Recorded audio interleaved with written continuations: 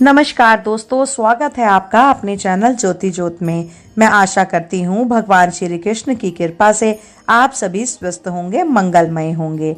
श्रोताओं, आज की वीडियो है होली पर।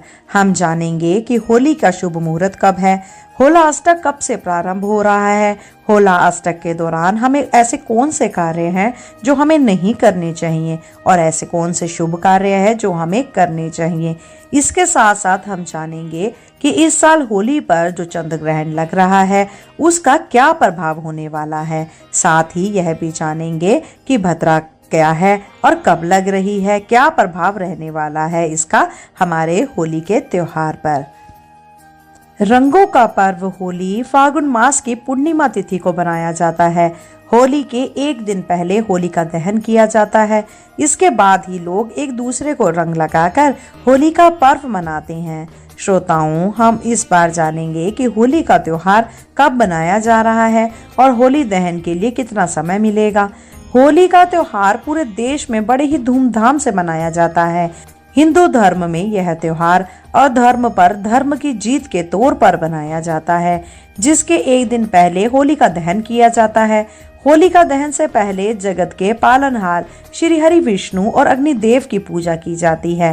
पौराणिक कथाओं के अनुसार राक्षसों के राजा हिरण्यकश्यप के कहने पर उसकी बहन होलिका प्रहलाद को अपनी गोद में बैठाकर आग में प्रवेश कर गई थी, लेकिन भगवान विष्णु की कृपा से प्रहलाद को कुछ भी नहीं हुआ और होलिका जलकर राख हो गई।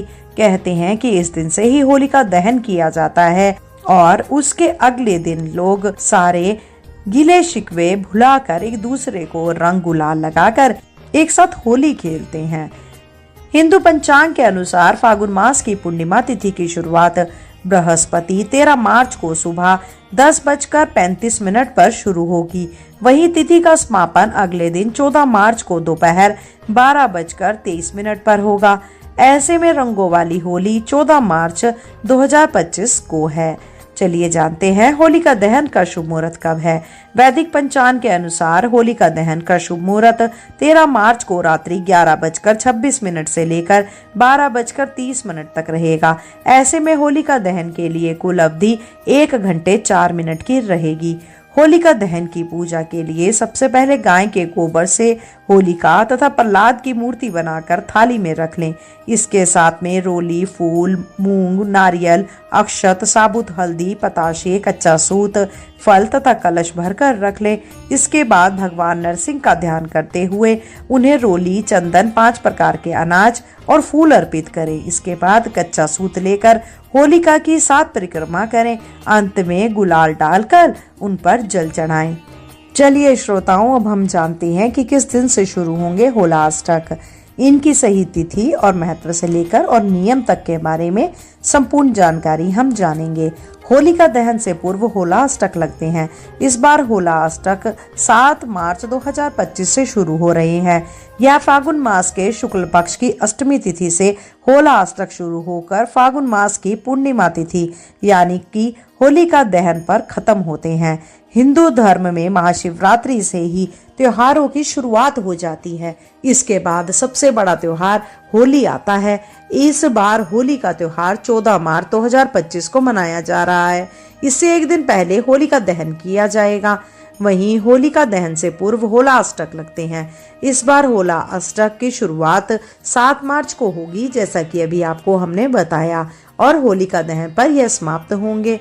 ज्योतिषी के अनुसार होला अष्टक में कोई भी मांगलिक कार्य जैसे शादी, गृह प्रवेश, मुंडन से लेकर नामकरण तक नहीं किए जाते हैं। इस वजह होला अष्टक में सभी ग्रहों का उग्र अवस्था में होना है। इसमें नकारात्मक ऊर्जा का प्रभाव बढ़ जाता है, इसीलिए इस अवधि के बीच कोई भी शुभ कार्य नहीं किए जाते हैं। होलिका दहन के दिन भद्रा सुबह 10:35 से रात को 11:26 तक रहेगी।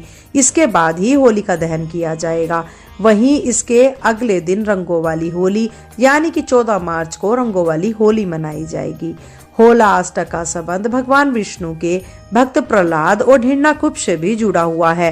पौराणिक कथाओं में माने तो राजा हिरण्यकुश ने अपने पुत्र और भगवान विष्णु के परम भक्त प्रहलाद को मारने के लिए फागुन मास की पूर्णिमा तिथि तय की थी। पूर्णिमा तिथि से 8 दिन पहले हिरण्यकुश ने प्रहलाद को कष्ट और यातनाएं दी थी। उसे यह डराने के लिए किया गया था, लेकिन प्रहलाद भगवान विष्णु की भक्ति से जरा भी नहीं हिला। इस वजह से 8वें दिन यानी पूर्णिमा तिथि पर हिरण्यकश्यप की बहन होलिका ने प्रहलाद को अपनी गोदी में बिठाया और भस्म करने की कोशिश की। इसमें विष्णु भक्त प्रहलाद को तो कुछ नहीं हुआ और होलिका आग में जलकर भस्म हो गई थी। धार्मिक मान्यताओं के अनुसार पूर्णिमा तिथि से पहले के 8 दिन भक्त प्रहलाद को जो यातनाएं और कष्ट दिए गए थे, यही दिन होला अष्टक कहलाते हैं। फागुन मास की अष्टमी तिथि से लेकर पूर्णिमा तिथि तक का समय होला अष्टक जो माना गया है। होला अष्टक के बीच में सभी ग्रह उग्र माने जाते हैं। इस वजह से इस दौरान कुछ भी शुभ कार्य करने पर ग्रह उन पर अशुभ प्रभाव डालते हैं। यह अशुभ स्थिति बनी रहती है। ग्रहों की स्थिति अशुभ होने की वजह से इस दौरान कोई भी शुभ या मांगलिक कार्य नहीं करना चाहिए।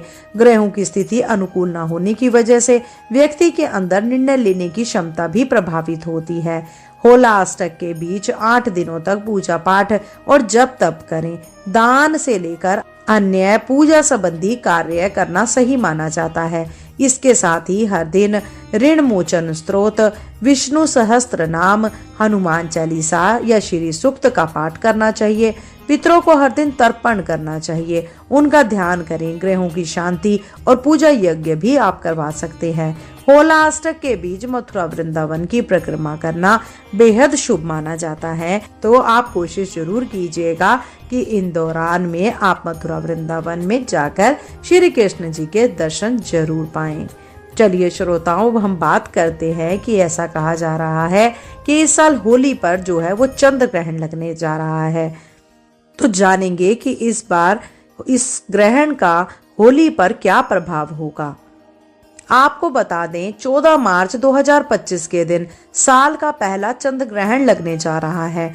यह 14 मार्च को सुबह 9:29 से लेकर दोपहर 3:29 तक रहने वाला है, लेकिन यह चंद्र ग्रहण भारत में दिखाई नहीं देगा, इसीलिए इसका सूतक काल भी मान्य नहीं होगा। दरअसल यह चंद्र ग्रहण मुख्य रूप से ऑस्ट्रेलिया, यूरोप के अधिकांश भाग, अफ्रीका के बड़े हिस्से, प्रशांत वगैरह में दिखाई देगा। हालांकि भारत में इस ग्रहण का दृश्य रूप से अवलोकन संभव नहीं होगा, क्योंकि यह भारतीय समय अनुसार दिन में घटित होगा, जब चंद्रमा आकाश में दृष्टिगोचर ही नहीं होता। ज्योतिषियों की माने तो ग्रहण की अवधि में चंद्रमा कन्या राशि और उत्तरा फाल्गुनी नक्षत्र में मौजूद होंगे। इस दौरान कन्या राशि के पहले से ही केतु भी विराजमान रहेंगे। ऐसे में 2 ग्रहों की युक्ति होगी, जिससे ग्रहण योग बन रहा है। ऐसे में मिथुन, सिंह और तुला राशि वालों की मुश्किलें बढ़ सकती हैं। इन जातकों को करियर, नौकरी या व्यापार में तनाव का सामना करना पड़ सकता है। दरअसल चंद्र ग्रहण एक खगोलीय घटना है जो सूर्य, पृथ्वी और चंद्रमा के एक सीधी रेखा में आने पर घटती है। बता दें, सूर्य और चंद्रमा के बीच में होने की वजह से पृथ्वी की छाया चंद्रमा पर पड़ती है। इस घटना को चंद्र ग्रहण कहा जाता है।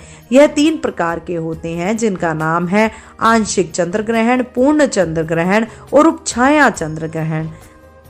यह थी श्रोताओं मेरे द्वारा दी गई छोटी सी जानकारी।